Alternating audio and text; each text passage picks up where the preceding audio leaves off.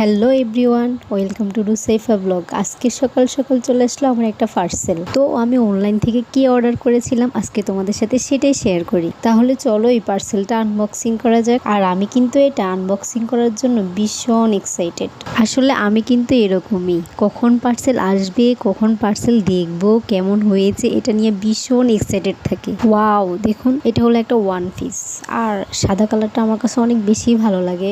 সচরাচর সবার কাছে সাদাটা বেশি ভালো লাগে। সাদা কালারটা একটু লাইটিং থাকে, কালো সাদা সব মানুষকে সাদা কালারটা বেশি ভালো লাগে। তাই আমি একটা সাদা ওয়ান পিস অর্ডার করলাম। ওয়ান পিসটা 800 টাকা নিয়েছে। চলে যায় নেক্সট ড্রেসে। দেখুন এটা হলো অরেঞ্জ কালার একটা ড্রেস। এই ড্রেসটা যখন অনলাইনে আমি দেখলাম আমার কাছে মোটামুটি ভালোই লাগলো।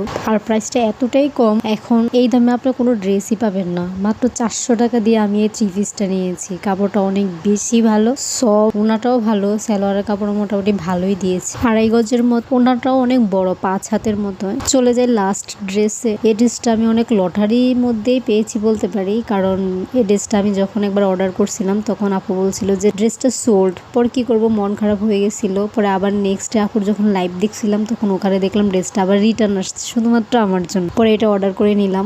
ড্রেসটা যখন আমি ফার্স্ট টাইম অর্ডার করতে চাইছিলাম তখন ড্রেসটা ছিল 1300 টাকা। পরে আমি তো পাইনি, আমার ভাগ্য ছিল না তখন। পরে যখন আমি এটা রিটার্ন ড্রেস হিসেবে নিলাম তখন আপু আমার থেকে 100 টাকা কমিয়ে 1200 টাকা রেখে দিল। আমি যে পেজ থেকে এই ড্রেসগুলো নিয়েছি ওই পেজে সবসময় ড্রেস পাওয়া যায় না, লাইভের মধ্যে অর্ডার করলেও পাওয়া যায় না, খুব তাড়াতাড়ি ড্রেস অর্ডার করতে হয়। আপুর এত বেশি চাহিদা যে ড্রেস দেখানোর সাথে সাথে ড্রেস স্টক আউট হয়ে যায়। আমার ড্রেসগুলো কেমন হয়েছে আর প্রাইসটা কেমন ছিল প্লিজ কমেন্টস করে জানাবেন। আসসালামু আলাইকুম, আল্লাহ হাফিজ।